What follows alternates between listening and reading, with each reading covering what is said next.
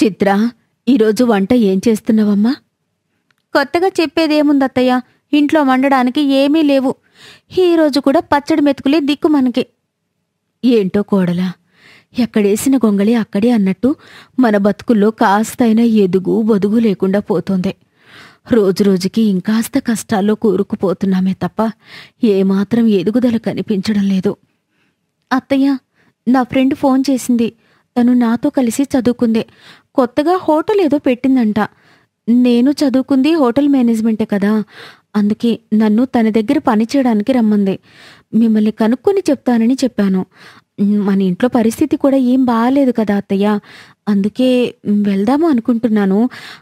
మరి మీరేమంటారు? ఏంటి, సుందరి కోడలు హోటల్లో పని చేస్తుంది అని ఎవరికైనా తెలిస్తే ఏమైనా ఉందా? పరువంతా గంగపాలవదు. అలా అంటారేంటత్తయ్య? మామయ్య ఆయన ఎంత కష్టపడ్డా కూడా మన ఇళ్ళ కిరాకీలకి మన తిండి తిప్పలకి కూడా సరిపోవడం లేదు ఆ డబ్బులు. నేను ఎలాగో చదువుకునున్నాను కదా, కాస్త పని చేస్తే ఏంటి తప్పు? అయినా పరువు ఏమైనా తిండి పెడుతుందా? లేదా చాలా పరువు ఉంటే చాలా డబ్బులు వస్తుందా? ఏంటమ్మా కోడలా, మాటలు హద్దులు దాటిపోతున్నాయి. ఇది మీ అమ్మగారిల్లు అనుకున్నావా ఏంటి? నీ ఇష్టం వచ్చినట్టు మాట్లాడడానికి. ఇక్కడ నేను చెప్పింది కాదనగలవా నువ్వు? పోయి ఇంటి పని చేసుకోపో అని సుందరి కాస్త కోపంగా మాట్లాడేసరికి చిత్ర అక్కడ్నుంచి వెళ్ళిపోతుంది. సుందరి తన గదిలోకి వెళ్ళి, ఏంటో ఈ పరిస్థితులు, పేరు గొప్ప ఊరు దిబ్బ. చూసేవాళ్ళు వాళ్ళకేంటిలే, దేనికి లోటు లేని జీవితాలు అని అనుకుంటారు. కాని ఇంట్లో తిండికి కూడా ఇబ్బంది పడుతున్నామనే పరిస్థితి ఎవరికి తెలుసు? ఇంకా మా బతుకులు ఎప్పటికి బాగుపడతాయో ఏంటో అని ఆలోచిస్తూ ఉండగా కిషోర్, శ్రీనివాసరావు ఇంటికొచ్చారు. వాళ్ళని చూసిన సుందరి ఆశ్చర్యపోతూ, ఏంటి మీరిప్పుడే వచ్చేశారు? ఈరోజు మీకు సెలవిచ్చారా? ఈ ఒక్కరోజే కాదు, శాశ్వతంగా సెలవే ఇచ్చారు. మా పని సరిగా లేదని ఇంటికి పంపించేశారు. మీరు పంపించే పచ్చడి మెతుకులతో మాకు పనిచేసే ఓపిక ఎక్కడి నుంచి వస్తుందమ్మా? ఎప్పుడూ నీరసంగా ఉంటున్నామని పంపించేశారు. మీరు సంపాదిస్తే కాని పూట గడవదు, సరిగా తింటే కాని మీరు పని చేయలేరు. ఇప్పుడు మీకు ఉద్యోగం కూడా లేదంటే ఇక మన బ్రతుకు పస్తులేనా అని సుందరి మాట్లాడుతూ ఉండగా వంటగదిలో నుంచి గుమ్మగుమ్మలాడే వాసన వస్తూ ఉంటుంది. ఇదేంటి, మన వంటగదిలో నుంచి ఇంత సువాసన? అవును, ఇది ఖచ్చితంగా చికెన్ వాసనే. మన ఇంట్లో నుంచి చికెన్ వాసన రావడమేంటి?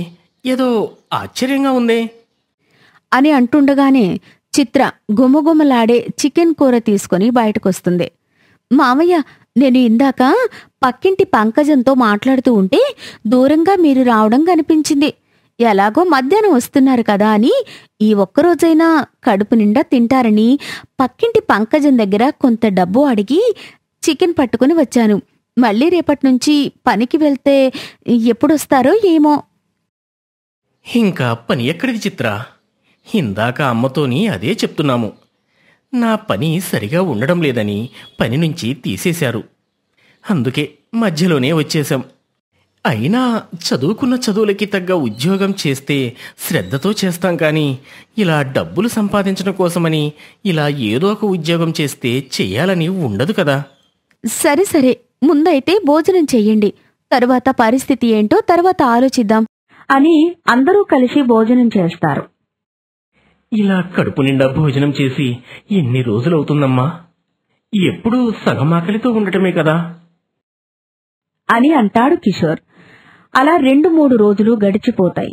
కిషోర్, శ్రీనివాసరావు పనికి పోకుండా ఇంటి పట్టునే ఉండేసరికి ఇంట్లో తినడానికి కూడా డబ్బులు లేక పస్తులు ఉంటారు అందరూ. అత్తయ్య, నేను మా అమ్మగారింటికి వెళ్లాలని అనుకుంటున్నాను. ఇలాంటి పరిస్థితుల్లో వెళ్ళి ఏం చేస్తావమ్మా? పరిస్థితులు కొంత సర్దుకున్న తర్వాత వెళ్దూలే. ఎప్పటికి సర్దుకుంటాయత్తయ్య? ఎప్పటికీ సర్దుకోవు. గొప్పింటి సంబంధమని మా అమ్మా నాన్న వెనక ముందు ఆలోచించకుండా పెళ్లి చేశారు. ఇక్కడ చూస్తే ఒక్క పూట తినడానికి తిండి దొరికితే అదే గొప్ప అయిపోతుంది. ఇక మీతో పాటు ఈ పస్తులు ఉండడం నా వల్ల కాదు. నేను వెళ్ళిపోతున్నాను అని చిత్ర వెళ్ళిపోతుంది. ఏంట్రా, కోడలు అలా మాట్లాడేసి వెళ్ళిపోయింది? తాను మాట్లాడిన దాంట్లో తప్పేమీ లేదు కదండి. అయినా తిండి కూడా పెట్టలేని మన కుటుంబంలో ఉంచి ఇబ్బంది పడ్డం కంటే వాళ్ళ అమ్మా నాన్నల దగ్గరికి పంపిస్తే అయినా కాస్త బాగుంటుంది కదా. మళ్ళీ అన్నీ సర్దుకున్నాక తీసుకొద్దాం. అప్పటి వరకు ఉండనివ్వండి, కనీసం కడుపు నిండా తింటుంది అని చెప్తుంది సుందరి. తరువాత శ్రీనివాసరావు, కిషోర్ కలిసి పనులు వెతుక్కోవడం మొదలు పెడతారు. అలా కొద్ది రోజులు గడిచాక చిత్ర ఇంటికి వస్తుంది. చిత్ర, వచ్చావా అమ్మా? ఇప్పటికైనా ఇంటికి వచ్చావు, సంతోషం. ఇన్ని రోజులు నేను అమ్మగారి ఇంట్లో ఉంటే మీకు నా మీద కోపం రాలేదా అత్తయ్య? కోపం ఎందుకమ్మా, కనీసం నువ్వైనా కడుపు నిండా తింటావని అనుకున్నాను. నువ్వన్న మాటల్లో తప్పేమీ లేదు కదమ్మా. లేదత్తయ్యా, మీరు పైకి ఇలా మాట్లాడుతున్నా లోపల చాలా బాధపడుతున్నారని నాకు తెలుసు. కాని అలా అంటే తప్ప మీరు నన్ను పంపించడానికి ఒప్పుకోరు. అందుకే అలా మాట్లాడాను. నన్ను క్షమించండి అత్తయ్య. ఇంతకీ మీకు అసలు విషయం చెప్పలేదు కదా? చెప్పడం కాదు, రండి చూపిస్తా అని సుందరిని తీసుకుని కొంత దూరంలో ఉన్న సిటీకి వెళ్తుంది చిత్ర. అత్తయ్య, బాగా అలసిపోయి ఉంటారు. ఎప్పుడు తిన్నారో ఏమో, ఏదైనా తింటారా? సరే పదండి, మీకు ఒక మంచి పిజ్జా తినిపిస్తాను. అమ్మో, పిజ్జానా? పేపర్లోనూ టీవీలోనూ చూసినప్పుడు తినాలనిపిస్తుంది. కాని చాలా ధర ఉంటుంది కదా అమ్మా.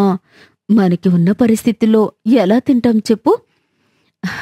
సరే, అక్కడొక పిజ్జా షాప్ కనిపిస్తోంది కదా, అక్కడికి వెళ్దాం పదండి అని సుందరిని తీసుకుని వెళ్తుంది చిత్ర. అక్కడికి వెళ్లి చూడగానే అప్పటికే అక్కడ కిషోర్తో పాటు శ్రీనివాసరావు కూడా ఉంటాడు. చిత్ర వెళ్లి వాళ్ళందరికీ పిజ్జా తెచ్చిస్తుంది. అందరూ తిన్న తర్వాత, అత్తయ్య ఎలా ఉందో చెప్పనే లేదు. చాలా బాగుందమ్మా, కానీ ఎంత ధర ఉంటాయో అని ఆలోచిస్తేనే భయమేస్తుంది. ఈ కోడలి వంట అంటే ఆ మాత్రం ఉంటుంది కదా అత్తయ్య అని అనగానే సుందరి షాక్ అయిపోతుంది. అవును సుందరి, ఇది చిత్ర ఫ్రెండ్ పెట్టిన పిజ్జా షాప్.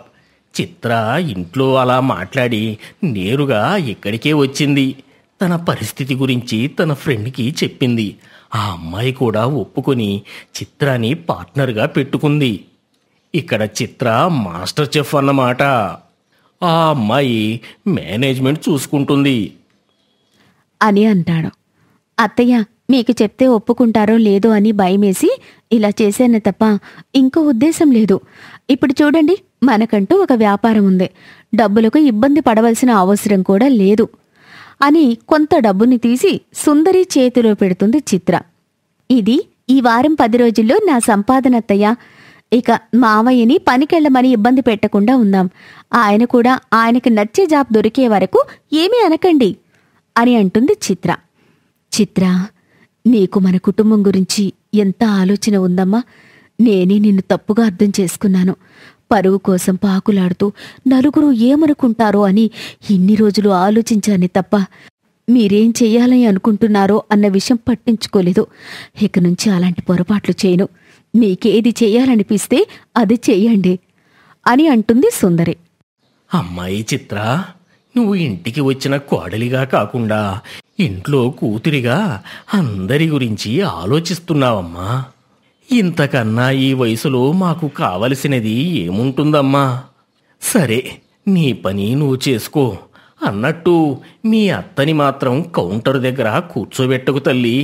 పరువు కోసం పైసలన్నీ పుణ్యానికి పంచినా పంచుతుంది అని అంటాడు. అందరూ నవ్వుకుని సంతోషంగా అందరూ ఇంటికి వెళ్ళిపోతారు. సుందరి రోజు చిత్రతో పాటు పిజ్జా షాప్కి వచ్చి చిత్రకి సహాయం చేస్తూ ఉంటుంది. కొద్ది రోజుల్లోనే కిషోర్కి కూడా తనకి నచ్చిన మంచి ఉద్యోగం వస్తుంది. శ్రీనివాసరావు కూడా చిత్రకి తన పిజ్జా బర్గర్ల షాప్ డెవలప్మెంట్ కావడంలో సహాయం చేస్తుంటాడు.